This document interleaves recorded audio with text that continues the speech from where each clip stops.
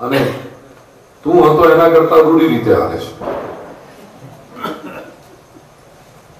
અહંકાર. અહંકારી વ્યક્તિની એક જ બીમારી હોય, એમ જ સમજતો હોય કે સૃષ્ટિના કેન્દ્રમાં હું છું.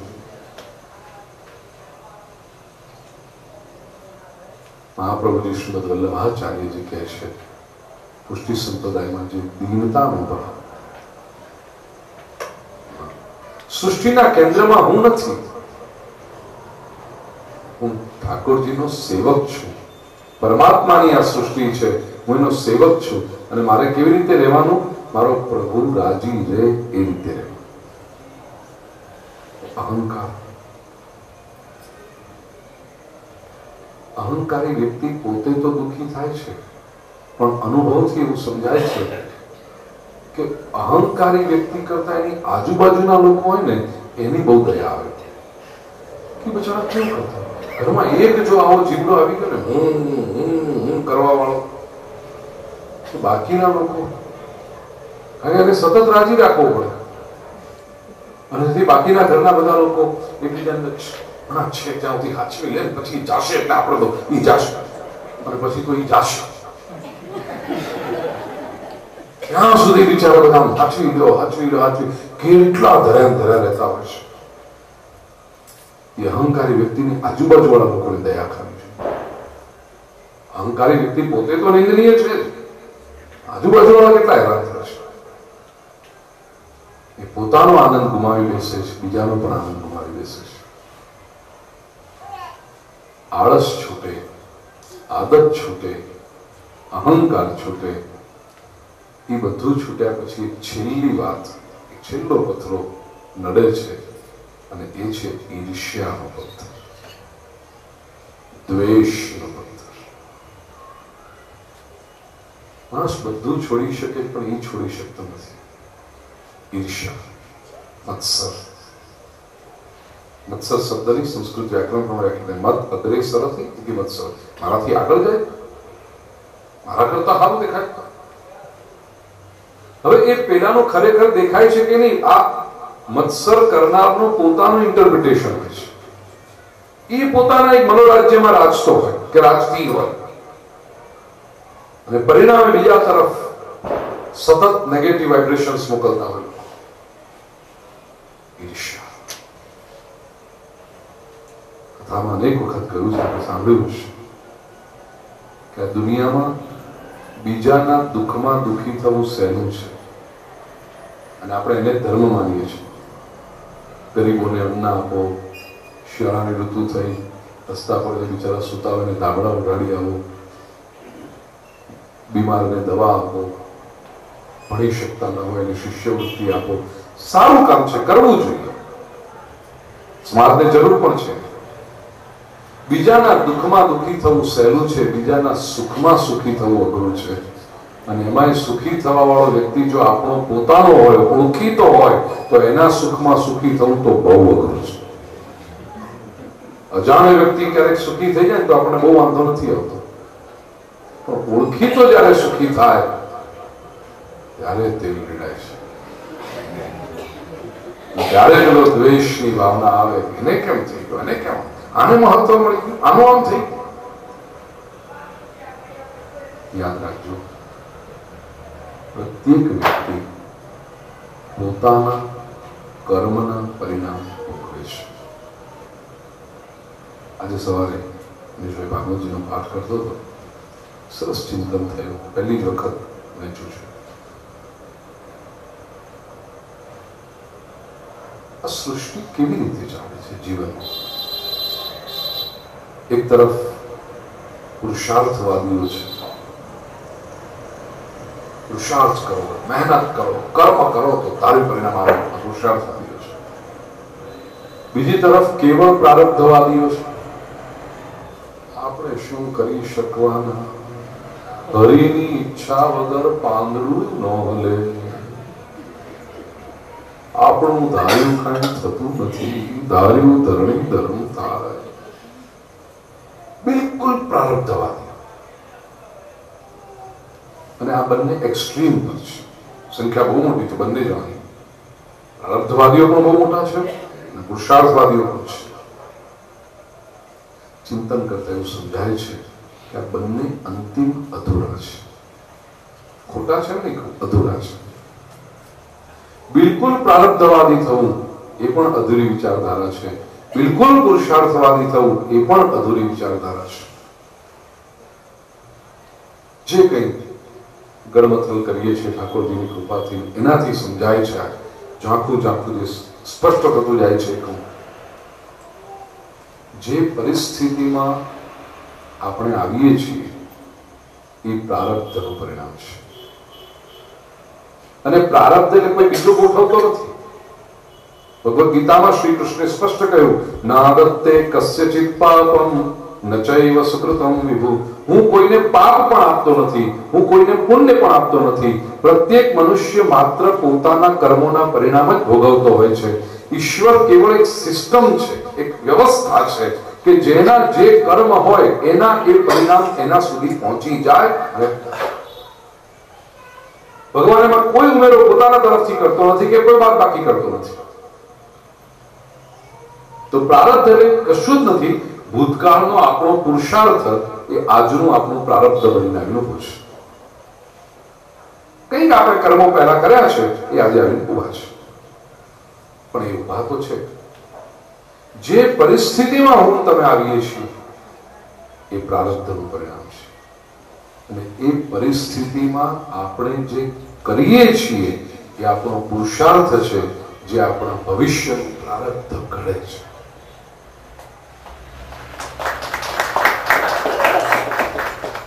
પ્રારબ્ધમાં હતું કે 17મી નવેમ્બરે સાંજના 9 વાગે ઝીંઝુવાડિયા પરિવારમાં અમરેલીમાં આવીને બેસવું. આ પ્રારબ્ધમાં હતું. 15મી નવેમ્બરે સાંજના 7 વાગ્યા પહેલા ભૂપેન્દ્રભાઈ ખબર નહોતી. સાચી વાત, બિલકુલ સાચી. 15મી નવેમ્બરે મને ખબર નહોતી કે મારા પ્રારબ્ધમાં એવું છે કે 17મી નવેમ્બરે મારે અહીંયા આવવાનું છે. અને હતું. એ પ્રારબ્ધ આપણને સાથે લાવીને મૂકી દીધું. તમે બધા 8 વાગ્યામાં આવી ગયા, પ્રતીક્ષા કરતા હતા. આવતા મોડું થયું કથાને કારણે, બીજા કારણે. પ્રારબ્ધ કે આપણે આટલા લોકો મળીએ. અમુકના પ્રારબ્ધમાં નહીં હોય એટલે તમે કદાચ આમંત્રણ આપ્યું હશે તો નહીં આવી શક્યા, કારણ કે એમના પ્રારબ્ધમાં નહોતું અત્યારે મળવાનું. અને કોઈક એવું હશે કે જેને આમંત્રણ નહીં આપ્યું હોય, કદાચ અહીંયાથી નીકળતા હશે ને આવી બેહી ગયા હશે.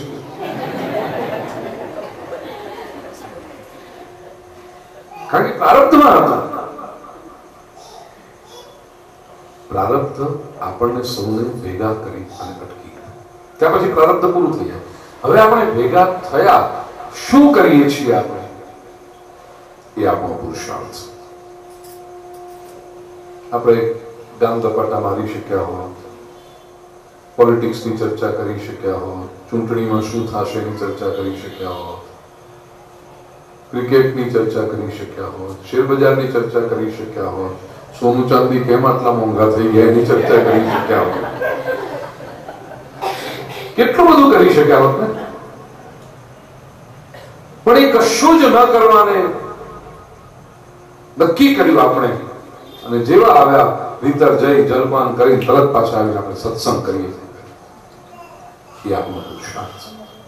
અને અહીંયા સત્સંગમાં પણ આપ સૌ બેઠા છો. પ્રત્યેક વ્યક્તિ પોતાની પાત્રતાને અનુરૂપ સ્વીકાર કરી રહ્યો છે. ભગવાન બુદ્ધ બહુ સરસ કહેતા, કહેવાતું એક હોય છે, સંભળાતું અનેક હોય છે. હરેક વ્યક્તિ અપના અપના અર્થ કરતા. આપ સૌનો પોતાનો અનુભવ, પોતાની સમજણ, આજનો દિવસ તમારો કેવો વીત્યો છે એના પર પણ આધાર રાખે. આમ તમે બહુ સરસ પરમ ભગવદીય હો, આજે કઈક તકલીફ થઈ ગઈ હોય, ક્યારે જલ્દી પૂરું કરે.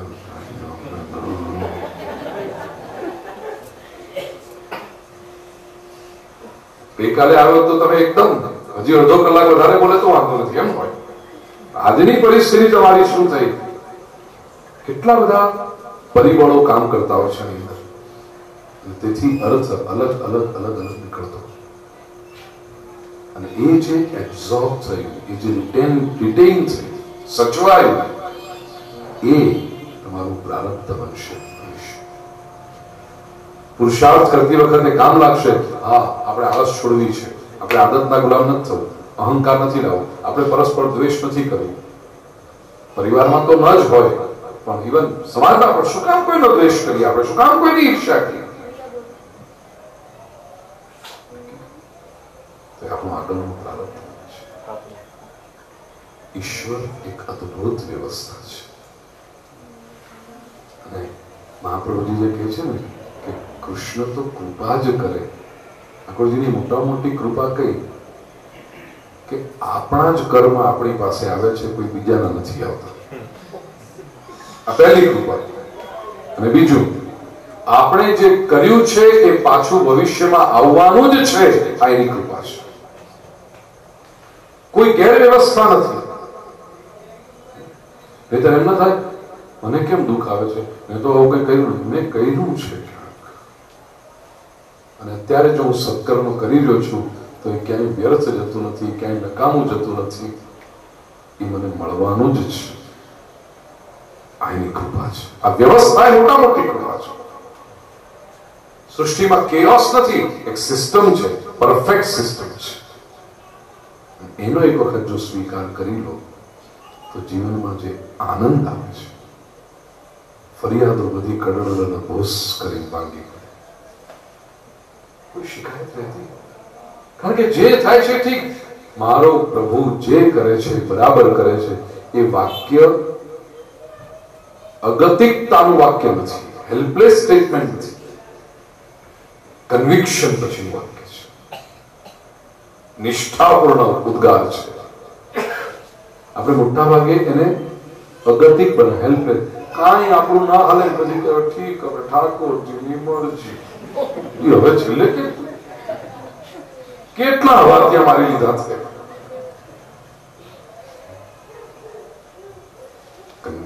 જે કઈ થાય છે પ્રભુની મરજી છે.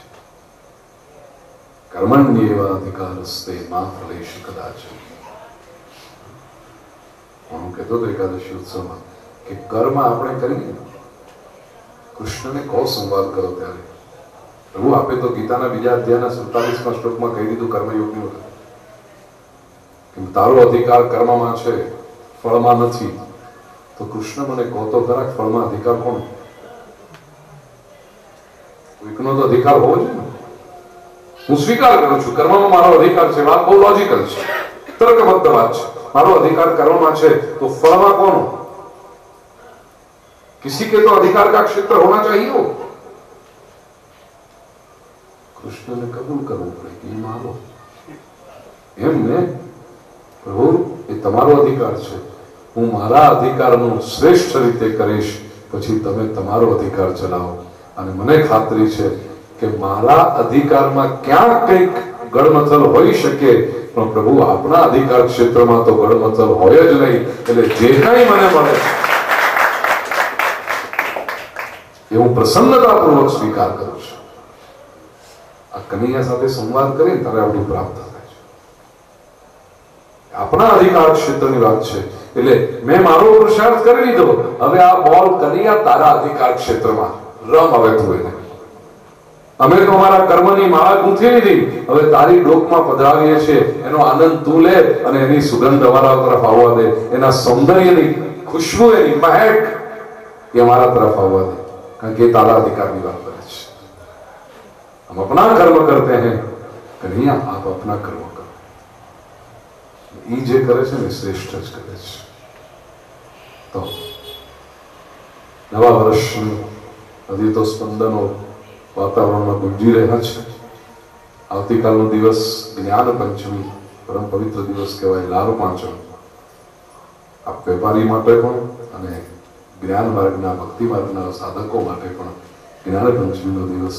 જ્ઞાન પંચમીની પૂર્વ સંધ્યાએ આવવાનું તો કંઈક દિવાળી વખતે, બરાબર, બેસતા વર્ષે, કઈ વાંધો નહીં. જ્ઞાન પંચમીની પૂર્વ સંધ્યાએ આપણે સૌએ સત્સંગ કર્યો. પૂર્ણ પરબ્રહ્મ પરમાત્મા શ્રી કૃષ્ણને પ્રાર્થના કરો કે આપણા સૌના જીવનમાં એની કૃપા વૃષ્ટિ થતી રહે, ધન્યતાનો અનુભવ થાય. ઈશ્વર ખૂબ સારું સ્વાસ્થ્ય આપે, સમૃદ્ધિ આપે અને સત્કર્મ કરવાની શક્તિ આપે. આપણે સૌ સાથે મળી અને સત્કર્મ કરતા રહીએ એ જ શુભકામના સાથે કૃષ્ણ કનૈયા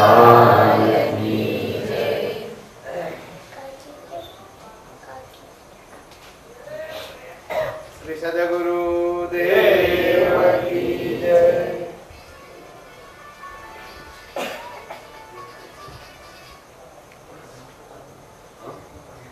Hare